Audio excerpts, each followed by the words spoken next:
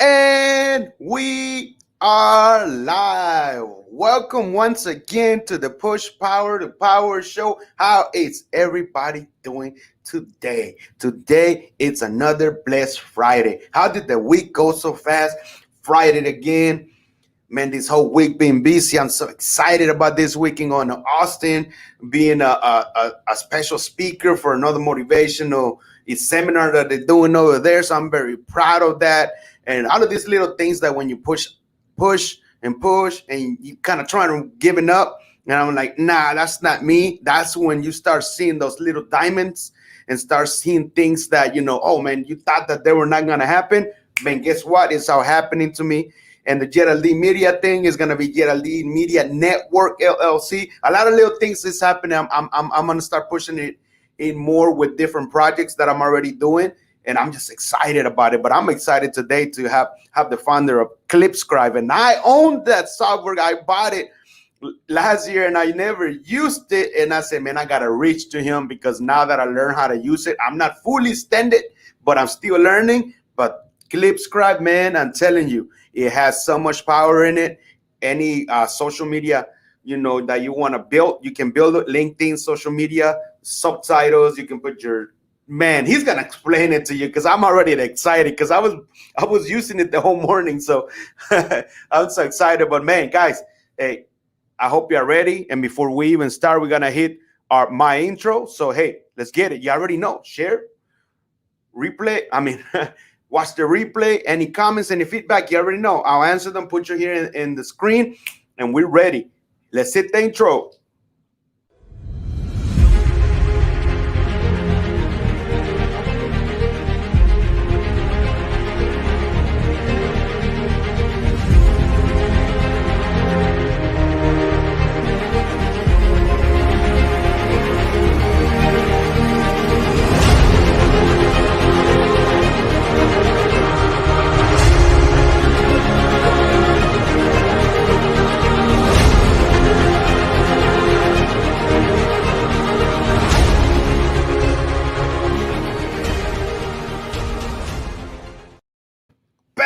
Man, we're back, man, in the Push Power to Power Show, man, and I am ready to get you, Mr. Craig Lillard, the founder of ClipScribe. You ready, guys? If you got a notebook like I do or your phone, get ready to write some notes. You never know, some value, a lot of value that he's going to push out there, and write it. It might help you, and if it doesn't help you, you already know you can help somebody out there. All right, let's get it.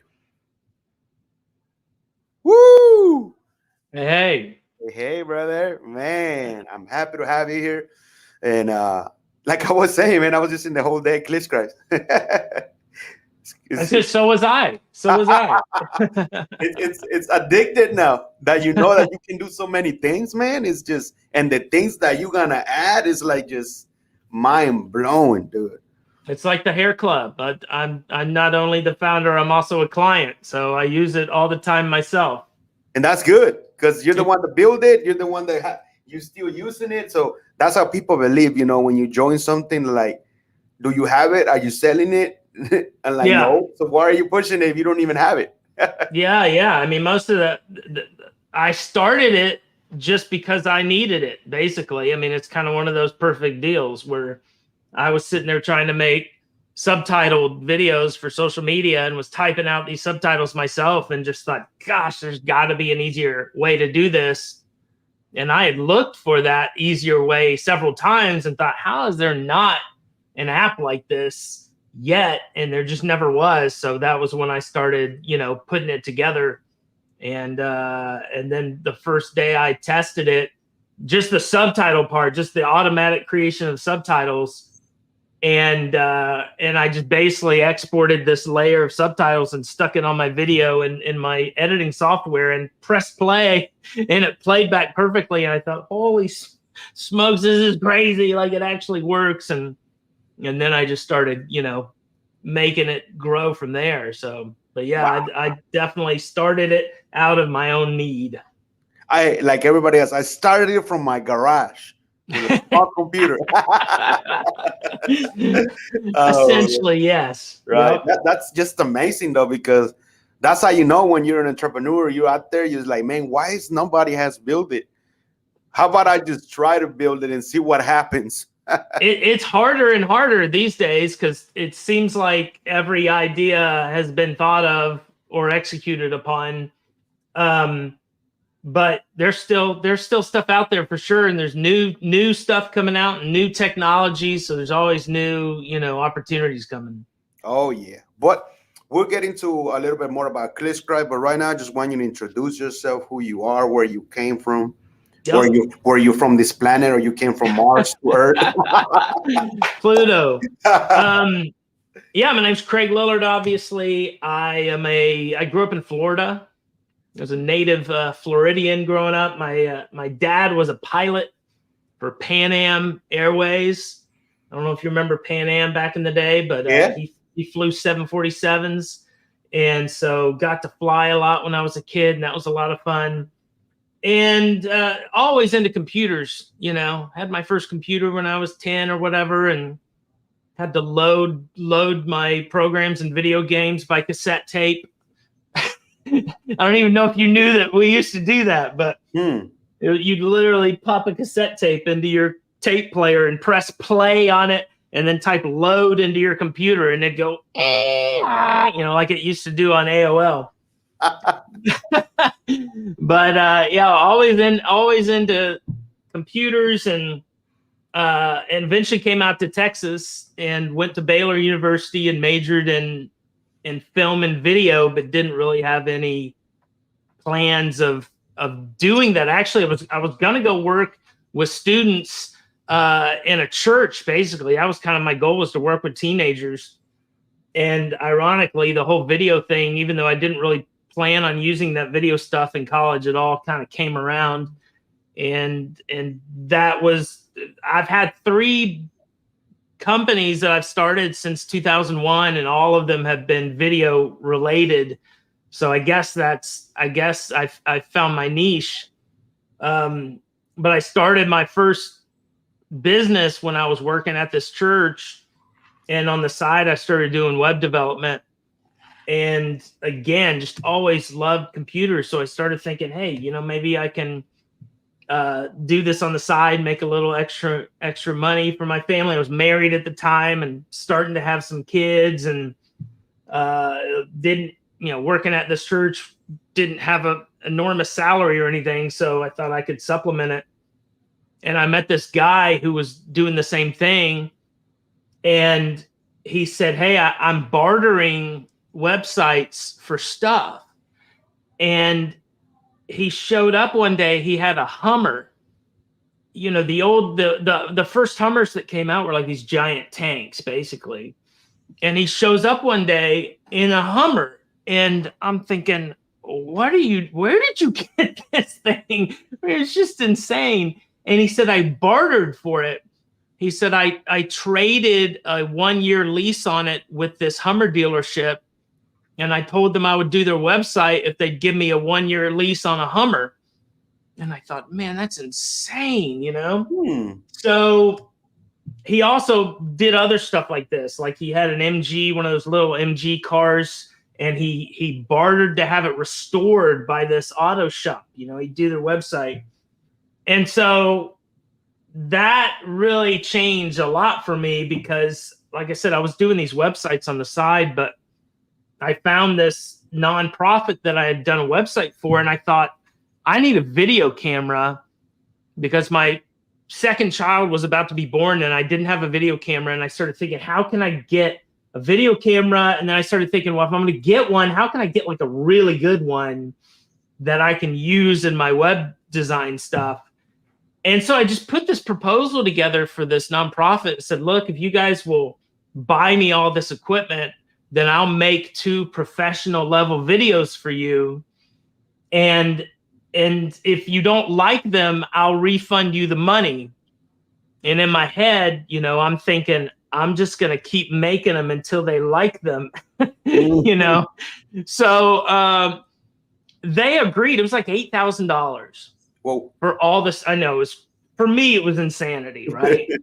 And they were like, okay, yeah. They signed off the sheet. sent me a check, and it was like Christmas in June, and I'm ordering the stuff that I could have never afforded. These, this was right when what they call prosumer video cameras had just come out. So you had the old style TV cameras that were like $60,000, and then you had the really crappy, Betamax camera that you bought for yourself or your family. And these prosumer cameras were like kind of in the middle of that. They were really high quality, but they were like $2,000 or $3,000. And so I got one of those, and I got a computer, editing software, lights, and microphones, and I made these guys their videos, and they actually turned out good, and they were very happy with them. So thankfully, I didn't have to refund them that money, but I had all that gear. And like I said, I was working at a church with students, and one of the things that resources that I used was video material. The best way I can describe it was like video illustrations, so short little creative videos that might illustrate a teaching point or a subject or whatever. And they were really not great quality. I mean, they were pretty mediocre. And these were companies creating these videos and selling them. Like the church would sign up and buy a subscription to this deal and get, like, at the time, like 4 VHS tapes a year or something with these. They'd each have like 5 or 6 videos on them. And I thought, I can do that. Like, I've got all this gear. I can do that. And so I told my wife, I said, look, I'm going to start making these videos. And we started doing like on the street interviews. And I found some people that had some interesting stories, and we made these videos. And I put an ad in a magazine to sell this subscription that they're going to get 4 of these VH. I mean, I just copying what these other people had done, and it just took off. So basically within like 3 months, I had replaced my salary at the church, and it was taking up a lot of my time. And of course, my boss at the church was like, look, man, you got to pick one here, because obviously this is taking up a lot of your time. And he was also kind of like, yeah, this isn't going to work. He's trying to discourage me. That typical thing when you're being entrepreneurial, there's always somebody who's going to tell you it's not going to work. And he had all these reasons. And I'm thinking, it's already working. Like, I don't even know what you're talking about. So yeah, I decided to go out on that and do that full time, and basically launch this company. And so it worked. And so we, resigned and ended up going into this business full time and constantly creating new video content. And we eventually moved into DVDs and had a whole bunch of, churches that signed up for this subscription. So I did that for about 5 or 6 years full time.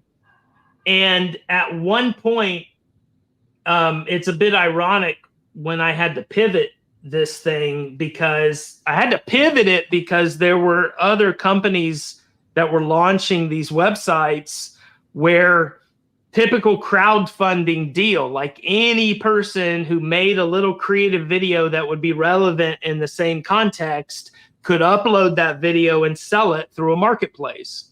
And all of a sudden, there was like a couple of them, and they were coming to me saying, hey, you should put your stuff on the marketplace. And I knew that would just kill me, basically. Like, I knew what I was making without them. And I knew that this marketplace thing was just going to be the end of my business model.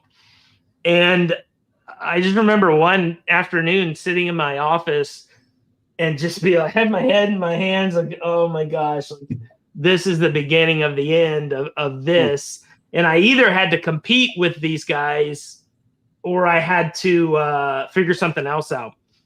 And so I did. I kind of shifted. I kind of started an online video membership, which nobody was doing anything like that back then. And so I just put all my videos online, and I said, look, you can sign up for $100 a year, and you can access all that you want, and everything new will go right into this membership. And that pushed things down the road a little bit, probably like a year and a half or 2 years. But I still knew that I had to figure something else out. So that's when I started a company called RevoStock, which was at the time there was a company called iStock Photo. You might be familiar with them Yes. now, but yeah, typical, one of these stock photo sites that are now enormous. But iStock Photo at that time had only been around for a couple of years, and they had totally changed the industry. Because before them, if you wanted to buy a stock photograph, you were going to pay $100, $500, $1,000 for one photo of whatever. And they crowdfunded the whole thing and said, look, anybody can come on and upload a photo and charge $1 for it.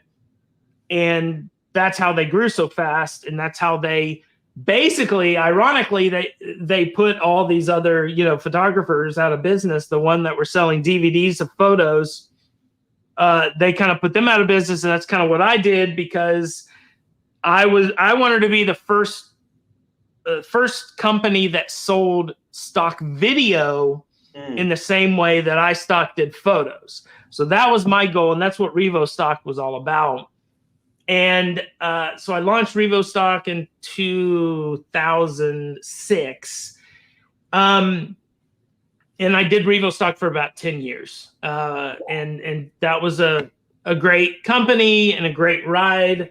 And we branched out into other media. We had music and sound effects.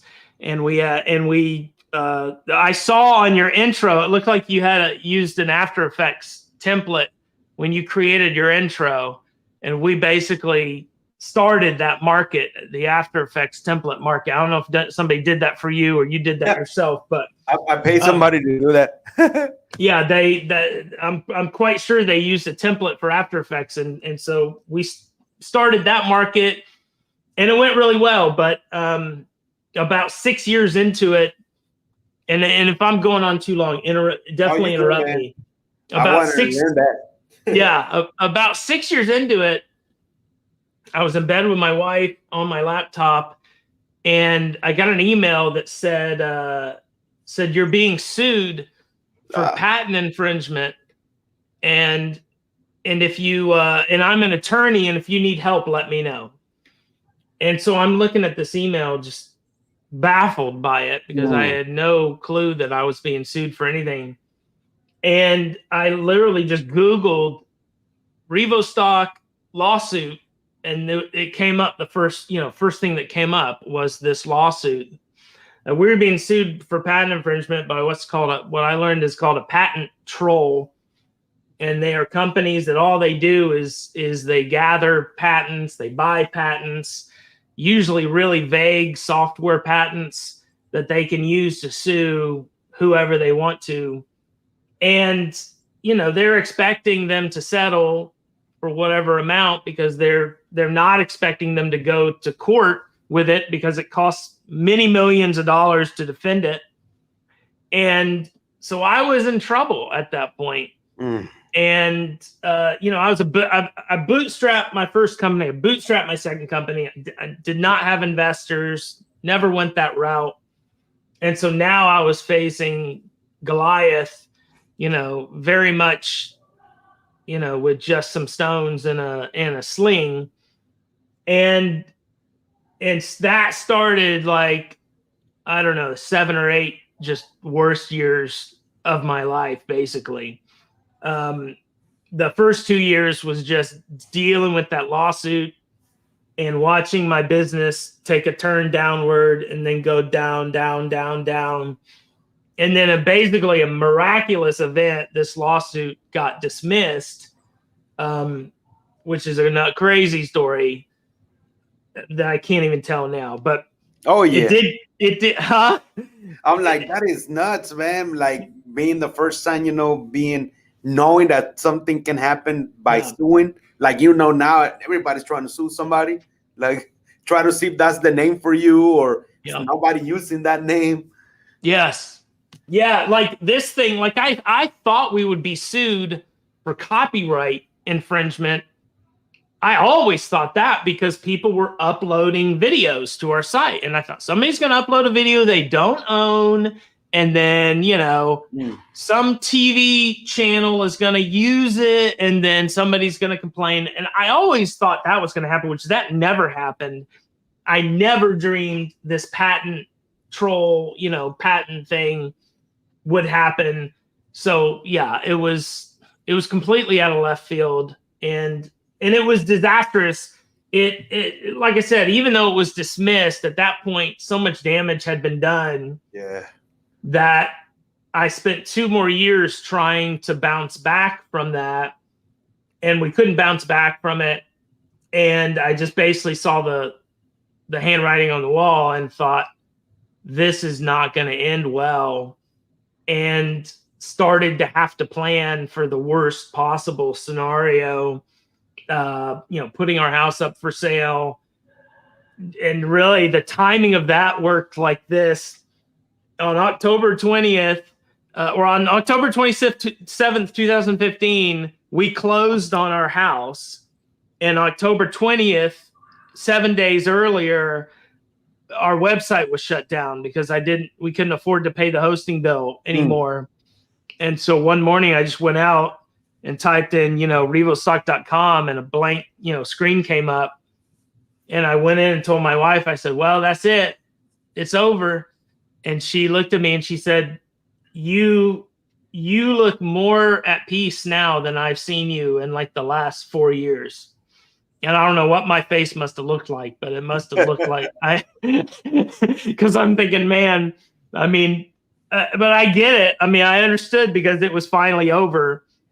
And even though it was over and it was very ugly, it was done with. And I felt like I had done everything I could, but, it was a marketplace. So people sold, people bought.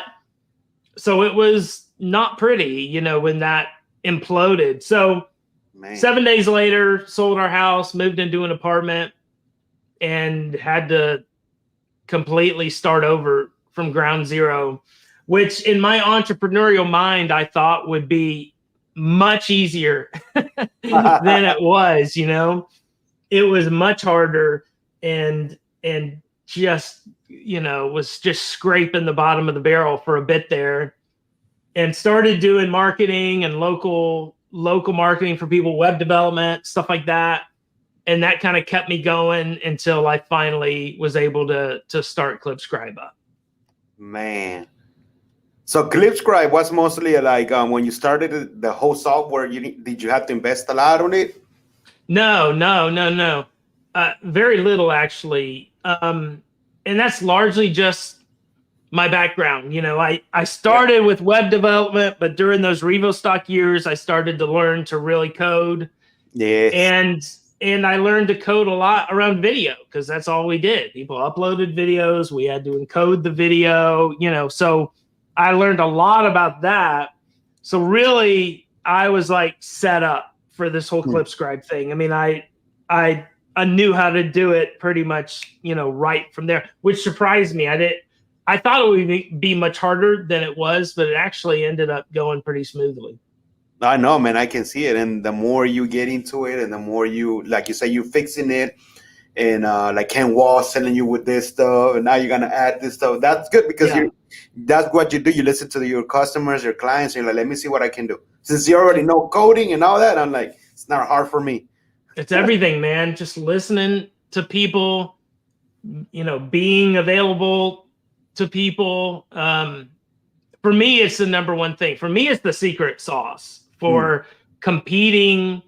If you're going to go, because, anytime you start a technology company, you always have to think that you're going to have competition, that you could have really devastating competition.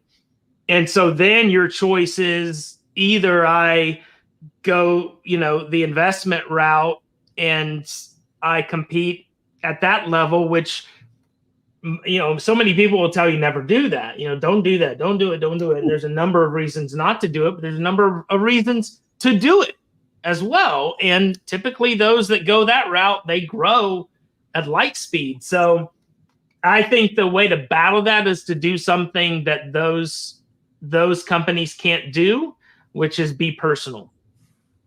be the face of the company, interact with your customers as much as you can, and make your company, very personal. In fact, that this guy told me the other day, he said, hey, your homepage, it looks more like a landing page for an author or, somebody selling a course. And I said, yeah, that's because it has me on there. And I'm doing that on purpose because I want people to know that I'm available to them.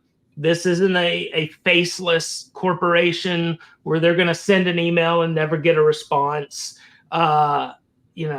It's very personal, and I greatly, care about the people that sign up and am available to help them. Dude, I saw that time when I sent you that email and like I couldn't refresh it to do it. You automatically answered and then try it and fix it, and it was fixed. Yeah. Yep. I mean, that's how it goes. And that's, obviously it can't be that way forever. Yeah. But as long as it can, I'm perfectly happy with that. And, the good news is I don't get much of that kind of thing, which is a testament to the software. It seems to work pretty well. So and that's good. How did you come up with the name? Oh man, you just asked a great question. I totally forgot about that. So it originally was called Clip Titles. So subtitles, video clips. Okay, that was it, right? And I'm really like, some people are like, who cares about a name? It doesn't matter.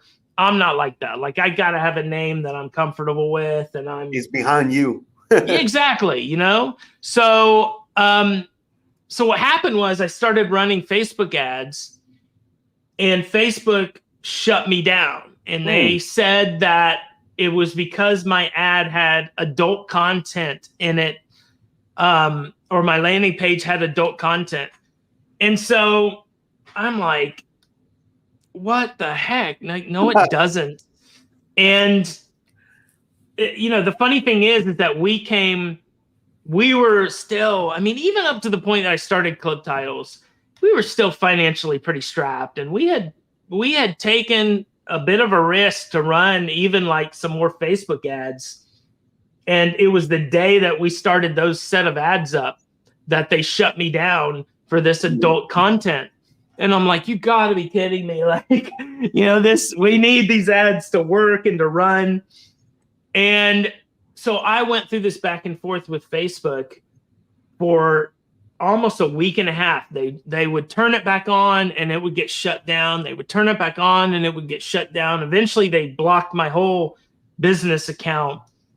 And I ended up, I had a hunch of what it might be, but I ended up finding this guy who used to work at Facebook. He's just a kid, really. He's just still in college. And he found me somehow, and he was like, hey, I can help you with this. And we got into a Slack chat, and he said it's the name. He said it's Clip Titles, and it's because it has TIT in it. My Which God. I had a hunch that's what it was. Like, even when I came up with the name, I was thinking, I could see this possibly being a problem, but I like the name too much, and I'm just going to go for it. So I should have listened to my intuition. But he said, yeah, this is never going to get fixed. So your only choice is to rebrand, basically. And I'm just like, you got to be kidding me. So he actually helped me get to talk to somebody at Facebook, which is usually impossible on the phone. That's and true. Yeah, exactly. She basically said the same thing. Like, she was like, yeah, we can unban it, but the computer's just going to keep banning it. And that's crazy. Right? It's crazy. Like, how do you not have an exception that you can put in and be like, okay, press a button. Okay, this guy, don't ban him for this anymore. It just seems like really basic to do that, but no, they don't have that exception in there. So I had to come up with a whole new name in like a day or two. And yeah, I just started crunching on it, man. I have a lot of different ways that I come up with names. use a thesaurus. There's a website called, I think it's called like Panabee or something, that'll come up with a bunch of names for you. And somehow, yeah, I mean, ClipScribe, I had a bunch of other names, but I don't even know how I came up with it, but I liked it better than Clip Titles. And it's the only 2-syllable domain name I think I've ever owned. So it ended up probably working out much better in the end, even though that Facebook stuff was rather frustrating. I know that happened to me too. Like at the beginning, I don't know what video I was trying to do an ad, and after a while, they shut me down too. My account was like, "What the?" I'm like, "Yep." I had to send so many emails. I didn't even get a phone call like you did, man. Until somehow it took about 3 weeks, and then they unbanned it, and I never knew what it was, so I never had an intuition. So I was like, I know. I mean, what do they want me to change how I talk or what? I'm like, I'm like, what's up with this? When I'm doing interviews. It was like a little interview that I wanted to, like, before even I had ClipScribe, a little mini 2-minute video, and I was like, ban it out. Like, maybe it could have been one of the names or something that I said. It could, man. It could be something crazy like that. Like one lady had asked me about it, and she was running Facebook ads, but on her Instagram account, she had a picture where she was wearing a shirt that said like SH exclamation point T on it or something like that.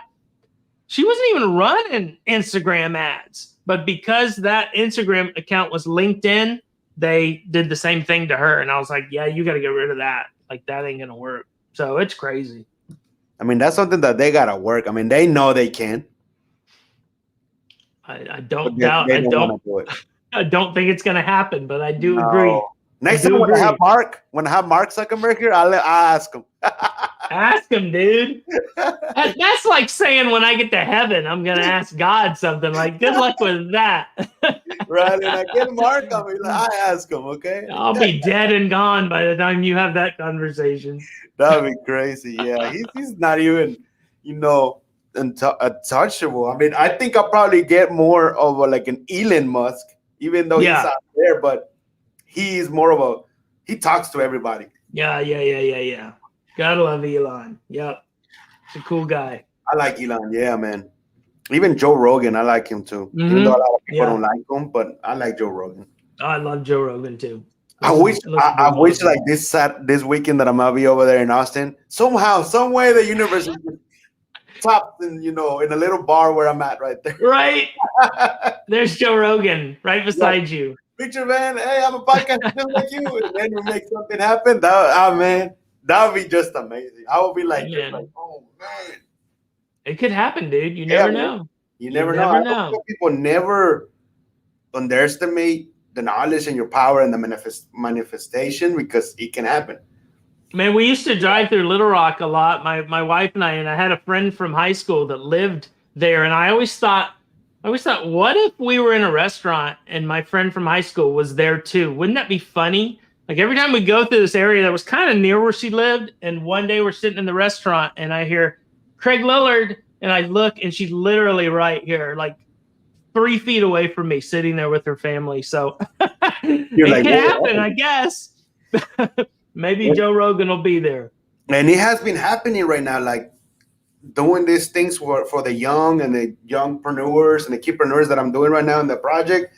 Like, the one last thing I went with them, and I was like, I ate at home, and I was like, man, I'm hoping that when we finish this, in my mind, right? Yeah. We can go out to not eat, but get some dessert. And it happened, dude. Like, the little kids took me out there like, hey, have you eaten Tutti Frutti?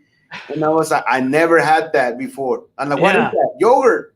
Man, they took me there, and I loved that place down that first time I went, dude. That's awesome. I'm like, that's cool. But I had it, and I told their dad and their mom, I was like, I hope we go and look, it happened. I was like, dude, that's crazy. That's cool. But in my mind, it wasn't yogurt. In my mind, it was like a Hershey chocolate with ice cream on top. They were watching out for you. Yeah, so they gave me some good yogurt, and the yogurt is really good, man.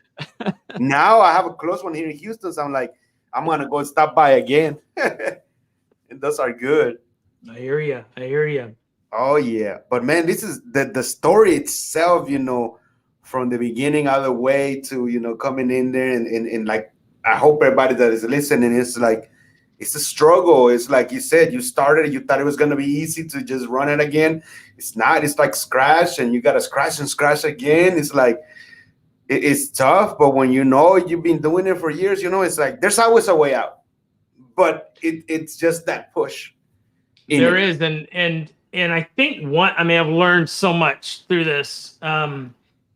But people talk about how your limitations are in your mind, and there are some people that say, "Hey, I want to make $1,000, a month or whatever extra money," and some people say, "I want to make $1 million a month, for my business."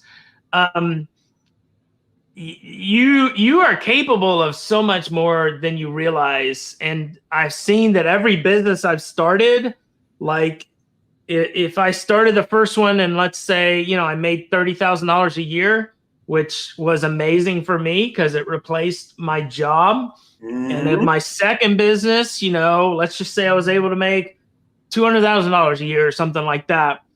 You then when you start another one, you're like, well, I got to get to this point because that's where I was before. And you start to realize like it really is, you limit yourself so much. And that's one of the things I've been trying to think about a lot. Like, how am I limiting myself? How am I satisfied with something just because I've got a limit in my head of that's as far as I could or should go? And how can I hack that to try to make that base limit or whatever that I have actually much higher than what it is? So that's one thing that I learned through all this, and I'm trying to kind of work through. But that's the best thing, and that it gives you time for you to spend more time with your family, your daughters or your kids, then I'm not bashing that. It's nothing wrong with working for somebody because I've been there. But when you create something that you just know that you were creating before and it didn't work, business after business, you're like, man, Yeah. it's like I heard this from a friend that I just recently met. He has a not a car dealership, a mechanic, and we're doing a podcast with him now every Wednesday. And he told me, you know why I'm happy? He's like, when everybody comes here and brings me the car, because he creates the car, takes out the parts and the motors, Mm, and that's different than fixing, oil change, yeah. And he's like, dude, I always tell the clients, thank you, because you bringing your car here, is giving me more time to spend time with my son. Oh, wow. That's Man, awesome. dude, that right there, and his son works with him because Yeah. the son decided. He told him, he said, "You want to go to college? No. Trade school? No. So what do you want to do?" He's like, "I want to build cars just like you, Dad." And Wow. and he's like, he told me, dude, it took me so many years to learn and take the cars out and do this, and it took him a 1 year and a half. That's because Wow. you were the expert. You taught your son. Yep. He liked it, that passion too. So guess what? He was gonna become better than you. That's awesome. That's so cool, man. Yeah, I mean, that's definitely a perk. I have worked at home pretty much the last 20 years. I've worked at home. And so yeah, that's a big thing for me. Being around my family, having flexibility. I mean, freedom is Yes, that's the thing. The freedom is, it's not about the money, it's about the freedom and being able to kind of, create your own world rather than having somebody else, kind of create it for you. yeah, and I always tell people, because they see me here and there, I was like, man, I'm not, rich or anything, but hey, at least I paid all my bills and I have somewhere to eat, somewhere to sleep, and I can do the next month again. Either I scale up or either it just shakes. Yes. That's what it That's the biggest thing, is that you have control. If you need more money, you can be creative and come up with a way to bring in more money that month, So I mean, that creates a roller coaster ride at times. And so that's kind of the negative side of it. But, that versus a fixed income where that's it. And so if something happens and you need more money that month or whatever, then won't happen. you're kind of stuck. You're going to have to do a credit card or something like that. So yeah, to me, that is another one of the really benefits Oh to yeah, and having your collaborate. own business. collaborate with somebody that Yep. has something that you don't. You can create something with them. Everybody wins. Use somebody's leverage your work with somebody else. There's so many ways that you can win. You know. Yep. Without a doubt. Without that's when I started seeing. I say, oh man, that's what I'm doing right now, man. I'm collaborating with all like motivational speakers and all of this, and they're putting me out there, and I'm like so thankful. And I'm like, man, I'm here for you now, man. Anything, count on me because you're helping me, and that to me is just out of your heart, and Yes. that's power right there, man. And I don't want to be like not doing anything for you when you're doing something for me, and we barely know each other. People want to help, man. When my Revo company was going down, I had reached out to a guy he's the head of a pretty big, $40 million company. And he and I had kind of become friends. We were going to kind of possibly do some kind of a deal together. And then I reached out to him one day and I said, look, man, I'm in trouble. I got this lawsuit. And he was telling me about how his first company busted during the web, the .com bubble. And he was in like $2 million. He owed $2 million to investors. And that guy wrote me a check for over $10,000. He barely even knew me. He was like, hey, man, I'm going to send you this money just to help you out. Don't worry, pay it back whenever you can. Don't worry about it. People want to help. That was another thing that I learned was that, people are afraid to ask for help, but there are people that want to help. They're in a position where they've probably been where you were at one point, and now they have the joy of helping, because they were helped when they were in that position. So I think a lot of people need to know that. And if you're trying to get somewhere, ask. That's the first thing of this year when 2021. I don't like resolutions and none of that. I just keep on pushing because you make a resolution, you never make it happen. Yeah. So I'm like, man, this year is the year of asking for help. Because sometimes I was afraid. I was like, man, because I was already thinking, what if he says no? I'm crazy. Oh, stop that, get a job. And when I started this year asking for help, they were sitting like, dude, some of them were like, why didn't you ask me like 2 months ago? Yeah. I'm like sitting down there looking at their eyes. I'm like, because I thought that, I don't know. I wasn't afraid to ask. Yeah. But it was just the answer. Like, no, man. Yeah. You know why I'm willing to help you? Because I see the work ethic, man. You come in and out, leave, come out. Sometimes you're here 13, 14 hours. And you always have a lot of energy, full of passion. And I'm like, how? I'm not going to help somebody that is actually pushing, not being lazy, I'm like, yep. And I'm like, oh man, thank you. I'm like, thank you. And that's what everybody sees me. They're like, man, you got that work ethic. You're like a funny character. Like everybody that I've been meeting me, they're like, you just got that character like from a cartoon. You just that character. And I was like, man, I laughed and I was like, man, you're like the fifth person that told me that. That's awesome. I can see that. Look, what was it? 2 days ago, one of my friends in Minnesota called me. He's like, dude, I'm having a meeting with a big company that they do cartoons, that they can create your whole podcast as a cartoon. And he told me, today is the meeting. He said, on Friday, when I go to the meeting, I'm going to pitch you out so they can do all your work because I know them. They can create a podcast as you as a cartoon. Dude, I was like, while we're talking about manifesting, and 5 people telling me I'm like a cartoon thing. Then he comes in 2 days ago and tells me that. I'm like, that energy, like, it has to happen. That's crazy. Wow. I'm going to wait for that answer. He told me, I have an answer for you Monday. I'm like, even if it's yes or no, you being in a meeting with somebody and mentioning my name, dude, and that, to me, that's it. I'm grateful for that. Yes. He's thinking about you. He's putting you out there. So, yeah, it's awesome. And I love that, dude. That's what I've been doing with you, with ClipScribe, man. People are like, I'll bring them in here. Like, this is ClipScribe. This is what I've been doing. Because they ask me, how do you do the subtitles? I'm like, oh, yeah, I use ClipScribe. I appreciate it, man. I mean, of course I appreciate it. Especially that you can use it on your phone, too, dude. That's just freaking them. I don't do it in my phone. Yeah. I like doing it in the computer, bigger. I do, too. I mean, you can. It is definitely made to work on mobile, but yeah, I agree with you. I think it's easier to do it on a laptop or desktop. Video for me has always been easier to do that way, but I just downloaded it on the phone. I just downloaded it so I could put on my Instagram. yeah. Yep. But No. man, I'm just thankful for. Oh, do you have a link in there, like affiliate in there? I do. Yeah, I've got an affiliate program. It is clipscribe.com/affiliate-program. So you can sign up. Yeah, I'm gonna sign for that, and I'm gonna tell everybody else that I've been telling them. Yeah, because some of them they got more time and talking and doing that stuff. I'm like, good. Yeah, definitely sign up for it. Oh yeah, but man, I'm very blessed and thankful, man. I just one thing that you just want to say out to the viewers, that just positive out, because of everything that is going on right now. Everybody's just focused on negativity. Yeah, man. No, you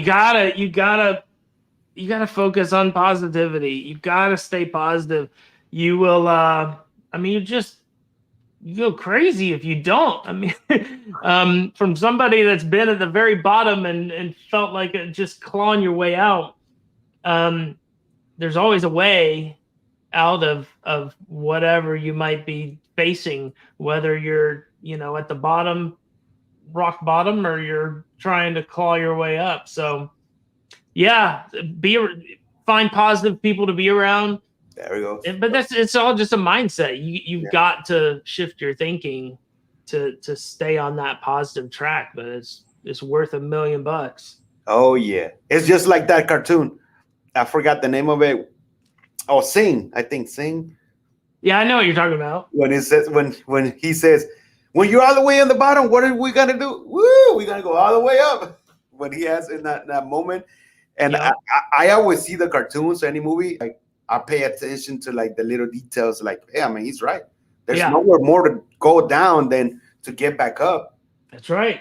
Exactly, I know it's gonna be a damn struggle and stuff, but hey man, are you willing to do it, or are you willing to stay down on that rock? And don't blame nobody. You gotta blame yourself. Yeah, exactly. That's number one. One thing I learned: don't blame nobody. Blame me. Indeed. But thank you, man, because I know you gotta go too. And I gotta go, man. But thank you so much for having me on here. Check out ClipScribe, everybody. And if you have any questions at all, my email is craigl@clipscribe.com. So just email me directly, and I'll be very happy to help you. Jesus is going to set up his affiliate link. So go through his affiliate link once he has it set up, so he can make a couple bucks. But yeah, I appreciate you very much. Jesus, no problem. Thanks for having me on. Definitely have you back, and I'll definitely send you another email because I'm doing this project like Netflix, so it's gonna be good. So okay, let's do it. All right, thank you, and hey, and you enjoy the weekend, man, because I know I will. Go out there. You too, man. Have fun in Austin. Hey, you'll see me if I see you around. I'll take a picture and email it to you. You better email it to me. All right, man. Thank you. God bless. All right, see ya. Woo! I hope you enjoy the Push Power to Power show today, Friday, because Craig Lillard came here. It's not going to be the first time. He told you what the ClipScribe, not only ClipScribe, how he started the little journey about it to where he's at, and he created ClipScribe. To me, that's just amazing. That's from every standpoint of every entrepreneur, even the kidpreneurs that they're barely starting. You never know where they're going to get out there, but we're here to help them, and we're here to help each other out. Win-win. Leverage each other, work, collaborate with each other. Let's make it happen. But you guys, today is Friday. You keep on having a blissful weekend. And you already know, if you didn't see the whole interview today, go out there and check it out. And Yeraldy Media is running down right here. Either you gonna watch it in Facebook or YouTube. You are good. You already know on my Instagram, I'm always putting snippets of it, so you can end the link so y'all can go watch it. So I'm very blessed, and y'all enjoyed this phenomenal weekend. Whatever it is that you're doing, keep on pushing. From your boy Jesus Ortiz, much love. The real Jesus Ortiz right there. Love ya. Peace out.